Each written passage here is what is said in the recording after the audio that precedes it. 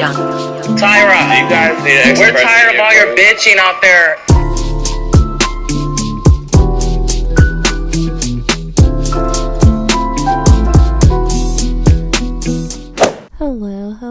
Hello. Welcome back to another episode of the podcast. I'm recording in a new place and the microphone is super high up from where it normally is. So if it feels like my quality, I guess not quality, or maybe just sound is different, that's probably why. For the first time recording with my air conditioning on, so I'm trying to see if it cancels out, but if it doesn't, I won't do it, and I'm sorry if it's annoying for this week's episode. So first of all, welcome back. Happy July. I feel weird because I just feel like March, when all the coronavirus started, canceling all of our lives.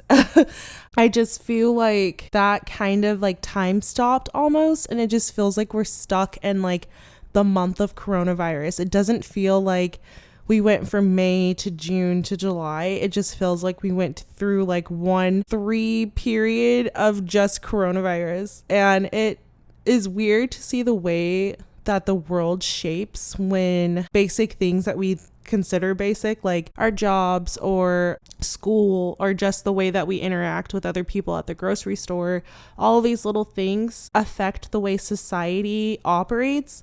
And I think it's, although so unfortunate, like this is literally awful, the coronavirus, it's just have been such a deadly, awful experience for a lot of people. But I think it's I don't know why I feel like I have to explain myself. I'm not saying that the coronavirus is a good thing at all. I'm just saying that it's interesting, since we're living in this time period, to see the way that our everyday lives change, because I think that's something that's not talked about enough. Ever since I was a little kid, I always liked structure. I liked to know like where we're going in life. And I started to, just as I've gotten to read more about spirituality and stuff like that, I've started to realize that I feel like an ant that's like following a designated path. It's like we all do the same thing every day, and I just wonder what that does to our brains. You know what I mean? Like we wake up, brush our teeth, eat breakfast, or whatever your routine is in the morning, and then we drive the same freeway to get to work, or we drive the same freeway to get to school or to the store. Like we always take these pre-designated routes all the time. And I wonder what it does to just have creativity lost. Because I'm not saying people don't have creative outlets. A lot of people do, but a lot of people just don't have time to invest in their passions. And I think that is just something that is devastating. And maybe they do have time, but they don't have the resources or the money to invest in their passion. So we have people who are taking these pre-designated routes over and over and over again, never changing their routine and never being able to follow their passion or what they feel like they want to do with their lives. And I just wonder what that does to society, like on a sociological aspect, right? So I don't know, maybe that sounds dumb, but when I started to feel this way, it was through a meditation. I was meditating once, and this is gonna sound so ridiculous, but if you meditate, maybe you might understand, like sometimes you just get visions that don't really make sense, but it is comforting. So I pictured myself like as an ant. Like I didn't have my face like on the ant, but it was just like in my brain, I saw an ant. And this sounds so crazy. Maybe this was actually a dream. I can't remember. I feel like it was through meditation, but it might have been a dream, but one of the two. Either way, people are going to think I'm insane, but like dreams and meditations, they can be crazy. Anyway, so I saw an ant, and it was like going down the same path over and over and over again. But if they would have like made another turn, they would have like found food and like whatever they were looking for. So I just kept watching this ant take the same path over and over and over again, and still being disappointed with their results because they're just stuck in this pattern.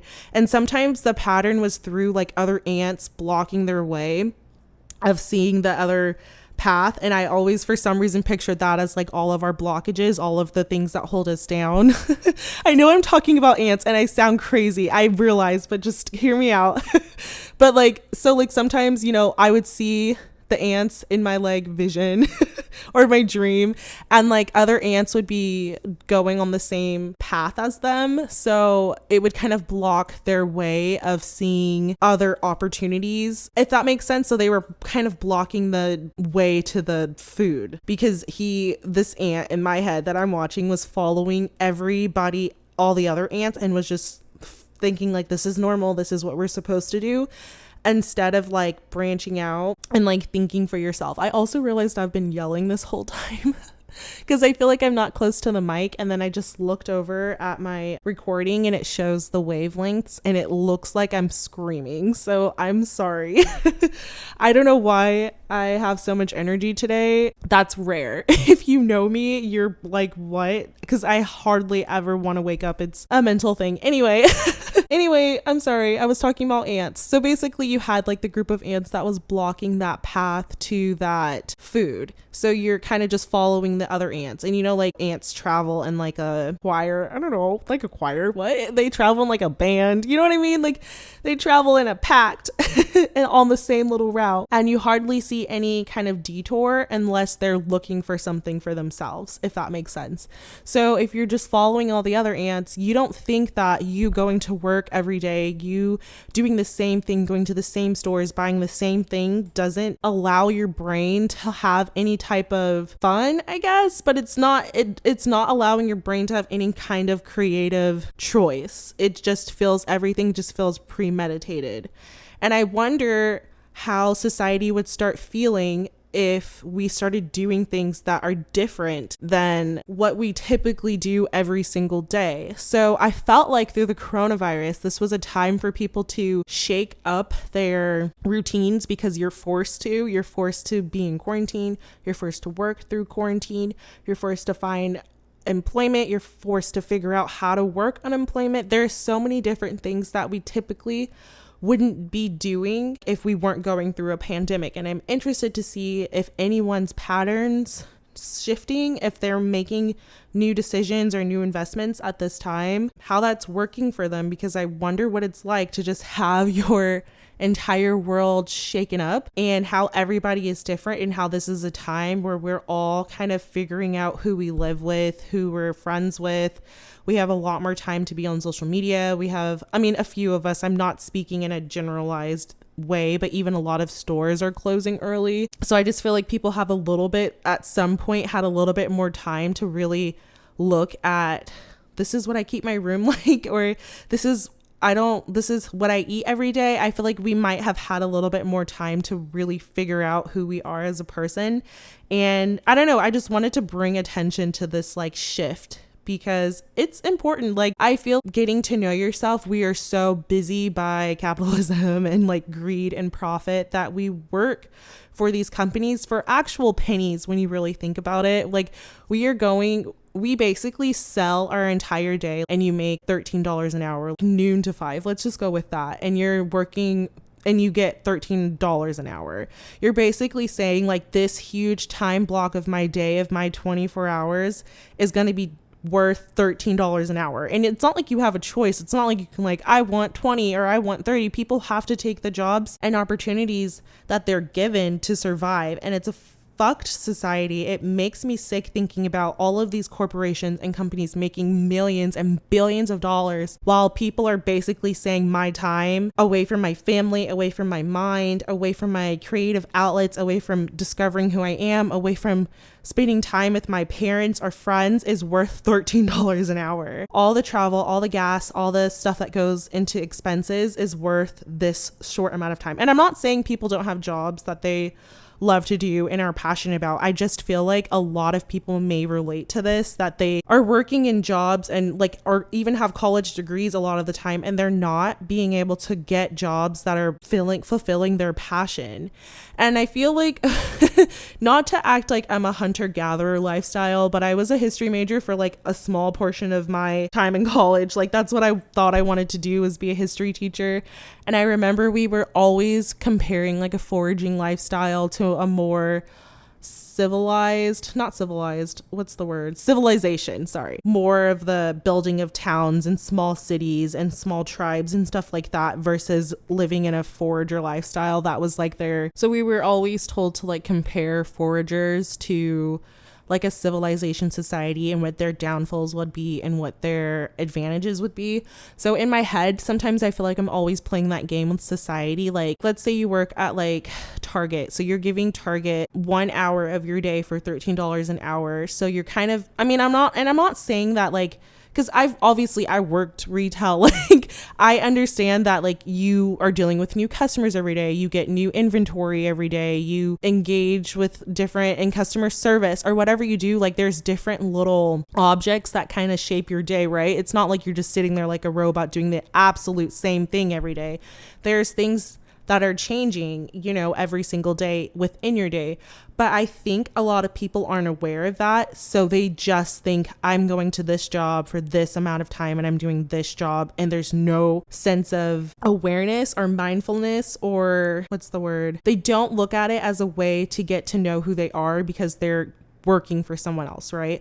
So at the end of the day, you're giving this company so much time, so much of your life, and you barely got to know who you are as a person. Obviously, that's the fucked society that we live in, and I really hope that people are being able to find jobs that they're passionate about. I think that that's something that our generation is calling for, more people being able to invest in who they are and their personal well-being and using this time on this planet to really figure out who you are down to your soul. And I feel like our generation is more coming awake to that, but we still live in a business-driven, capitalize, how much money can we make from you society, right? That's why everything is opening back up right now. It's not because they think it's genuinely safe, because there's no way you could think that if you actually look at the numbers of coronavirus cases. But we are opening back up because these companies want to take advantage of us and they don't want us to be on unemployment and they want to make money, right? At the end of the day, they're losing money. I remember my friend said that he works at a hotel, and I remember he was telling me that they got like some kind of email or like newsletter or something that the company lost like a couple $1 million or something. And it's like, people are losing their actual lives. People are losing their family, their livelihood, their social interactions. They can't see their kids. They can't see, or you know what I mean? They're putting their kids at risk. This is a time where a lot of people are upset and sad in life, but our federal government really doesn't give a shit. We're giving millionaires and like people who make hella money stimulus checks, right? We got like $1,200. They're getting like millions of dollars from the government. So like, if you really were invested in the working class and you really were invested in the mental well-being of society, we wouldn't be using people this way. So that's why things are opening back up. It's not because people care about you and want you to be able to go shopping, you know what I mean? People don't care about the mass amount of lives being lost and the huge amounts of lives being completely altered and changed forever for a lot of people. We care about companies making lots and lots of money for them. Like, that's it. And it's not saying that people aren't happy things are opening back up because they are able to go out and find another job again. That is a huge, but that's not because they care about companies, it's because they need to survive. You know what I mean? So I feel like if people were able to make money from their passions, people would be more invested, they would be happier, they would be more inclined to find the different creative outlets within their own job. So even if you're working at Target, you can start to be like aware of little things. For example, like I started to feel like the path I was taking to work every single day, like one, caused me huge amounts of anxiety and just like it felt like I was an ant, like I was traveling the same path to work every single day to give them like huge portions of my life and my hours in a day, right? Like I would go into work in the morning and come out and it's dark as fuck. Like that's my whole day that I spent making money for this corporation who definitely doesn't care about me. You know what I mean? And we see that through at-will employment. So I started to feel like I was that ant, that I was traveling in the same path over and over and over and over again. So I said, well, what can I do? Because obviously I can't quit my job. I can't stop working. I need this income. So what can I do to kind of fix this stuck being that I feel like I'm wasting my life doing the same thing over and over again. So I started taking different paths to work, which can be not an option for a lot of people. I have my own car. I am very privileged to have my own car. A lot of people's cities run on public transportation. Sacramento, I mean, we have a lot of good public transportation options, but Sacramento's not really the place where, because we have so many different suburbs where a lot of people work, the public transportation is not the greatest option, but it's still possible. So I am grateful that I have a car, but a lot of cities, like when I was in New York, I didn't need to ever really take a taxi or something. Like, I mean, you can, but there were so many public transportation options, even if they're not the best, but they still existed, through the subway and stuff. So this is just my experience for me. And please don't take that I think that everybody has the opportunity to do this, but it's just an example of the different ways that you can use your life that you are already living to figure out more about who you are and what you know, and challenging your brain even while you're stuck working at the same job. So I started taking different routes to get to work. They would be maybe 3 minutes slower, or 3 minutes even faster, or 5 minutes slower, or they would be like different times to get how long it would take me to get to my job. So I would leave like a few minutes earlier, and I would take a new path to work.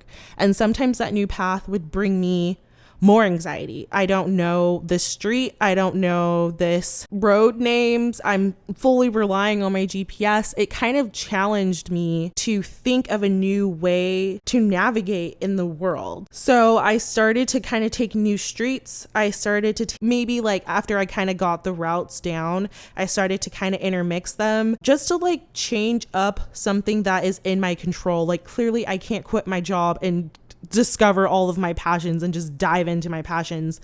I can work on them, but it's hard when you are forced to work in institutions and like when you're forced to work for corporations, you know what I mean? So I just started to find little small ways that I could change the person that I am and get to know who I am. I found out that I know a lot about my city than I thought. I knew a lot of the roads. I mean, even though some of the roads were new, I knew a lot of these roads. I just never took them often. Or maybe it was a road that I used to take when I was a kid, so it brought up new memories, and it brought up, oh, like I remember that barber shop, like my cousin went there when I was 4 or something. I started to find like different routes. We're bringing up different memories. And it doesn't have to be your scenery, especially if you're in a new place, but it could be, I don't know that place. I'm going to take mental note of that new store. You're just using your brain in a different way while still being stuck in our capitalized society. So I don't know if that makes sense. Basically, that's an example that I did to try to kind of change my everyday routine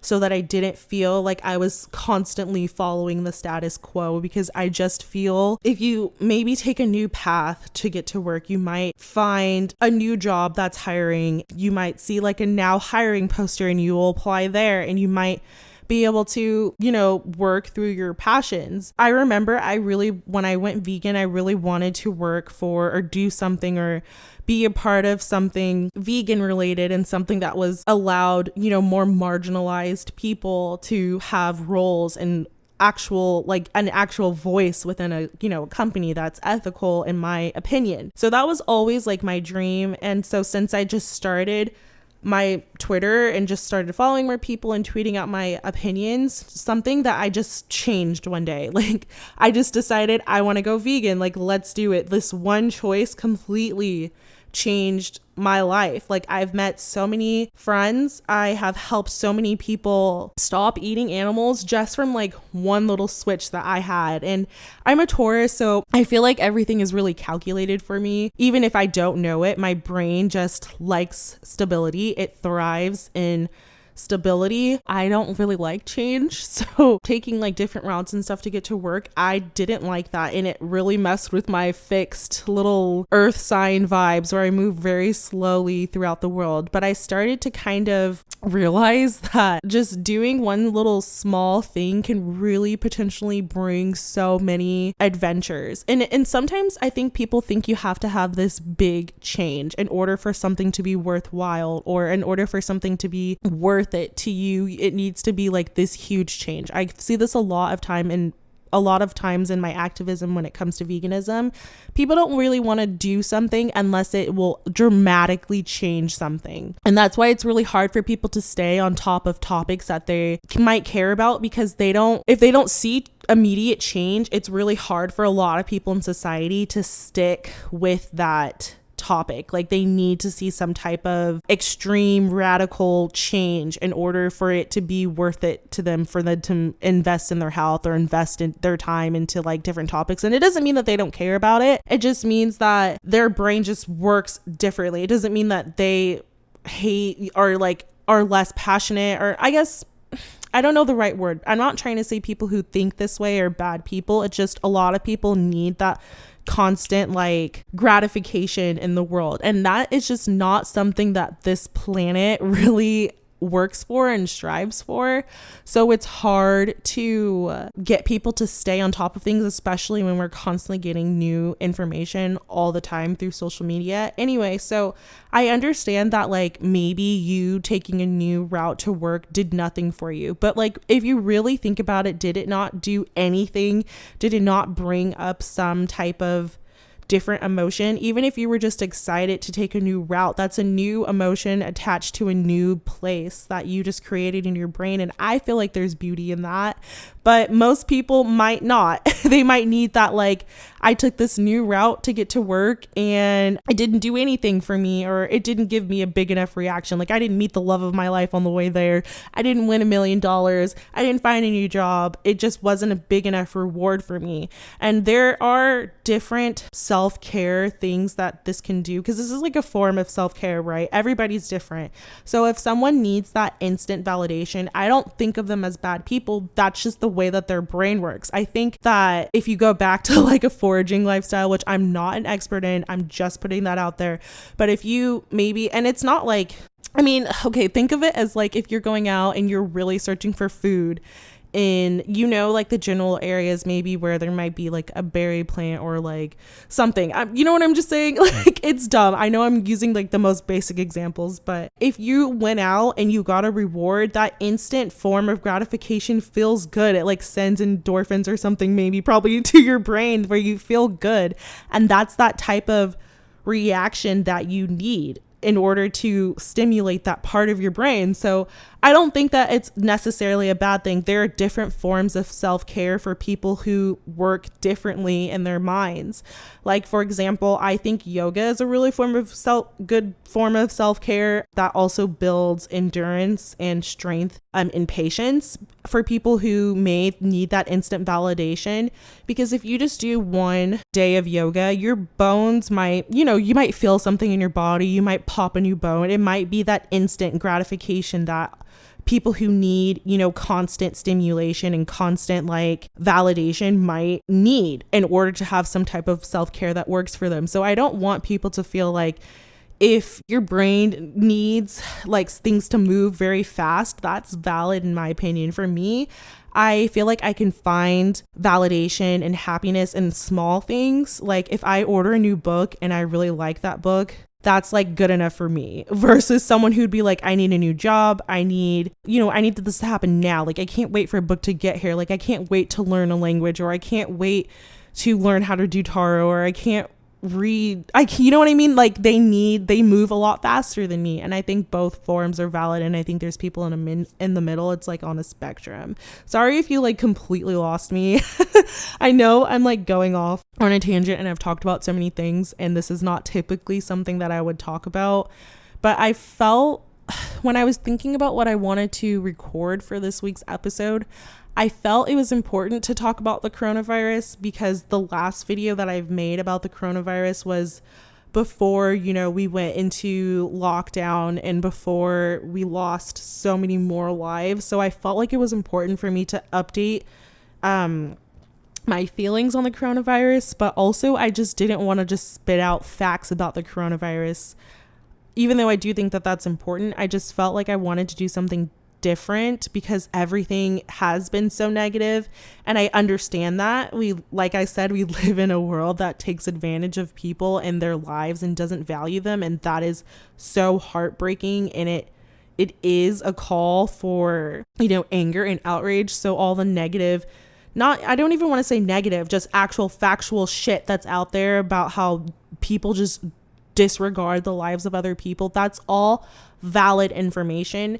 I just felt like, okay, we are constantly bombarded with that. Like, what could I do to help people in this pandemic get to know themselves a little bit better? Because I think, going to the store and stuff and having to interact with people, that forced interaction does get you to know like a little bit more about people when you're like forced to go into work. I know a lot of people are still working now and are still forced to go into work, but now just like wearing a mask, like how is that affecting people? Does that make you feel more secure because you feel like half of your face is covered? Because same.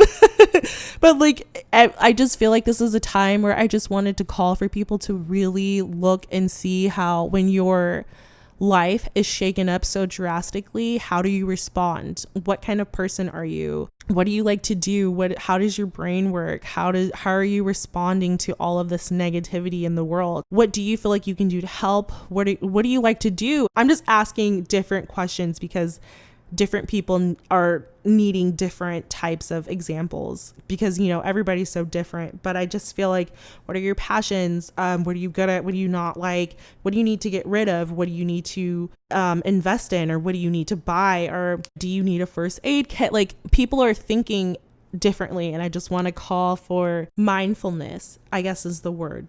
Like, be mindful of everything that you are doing during this time, because it's such a unique period of time in history to live in, when we are having mass protests, and we just got through Pride Month, and we're going through a pandemic and mass unemployment and huge amounts of homelessness, and we're just going through so much.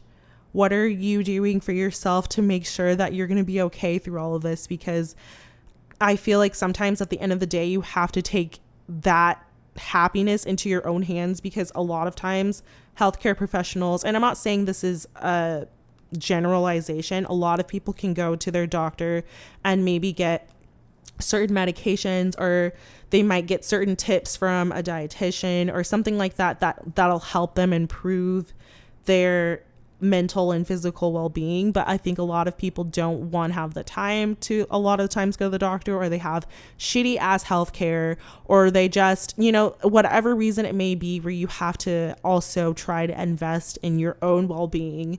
So it's important to ask yourself what you're going to do this week, this month, this year, that improves your well-being, that allows you to get to know yourself, that's allowing you to find something that you can invest in, that you're passionate about. Because I really my biggest thing is I want people to be able to find an occupation, find a career, find a hobby that makes them happy, and they don't just constantly stay on this same track and don't experience anything else or anything different, or try to do anything new, because you are stuck in this matrix of what society feels like it is. Like, it feels very fixed. I have to go to work. I have to work a 9 to 5. I have to get married. I have to hide my sexuality. I have to bite my tongue through racism. Like, we all have these little ideas of what we think the world is fixed about, and it's not. You have the capability to change the world. And if you feel like you don't, think about how much you have changed just since you've been born in your body. Clearly you have the ability to change, because you are literally changing before your eyes. So just don't ever count yourself out, but don't do things for other people. Do them for yourself. And I think that's one of the biggest things that I could possibly say. And I will end this podcast with my favorite quote. So Angela Davis says, this, and it's one of my favorite quotes of all time. She says, "You have to act as if it were possible to radically transform the world, and you have to do it all the time." And I think that's the best way for me to close out this podcast, because I do see how important it is to remind yourself that you are capable of radically changing something. It is a time to remind yourself it's time to remind yourself that you have to believe that what you believe in is capable of happening. And you have to literally believe that all the time, because and I'm not saying you can't doubt yourself and say, well, do I think that this can happen? Yes, you are capable of doing anything, and you are capable of being a part of a revolution or a part of a change. Like, you are capable of doing it. You just have to find those things or that thing that you are passionate about and believe that you can do it. So that's what I'm going to leave it on. I know this is like super different than what I normally talk about, and I just didn't want to do something that was super structured. I just didn't feel like being fixed today.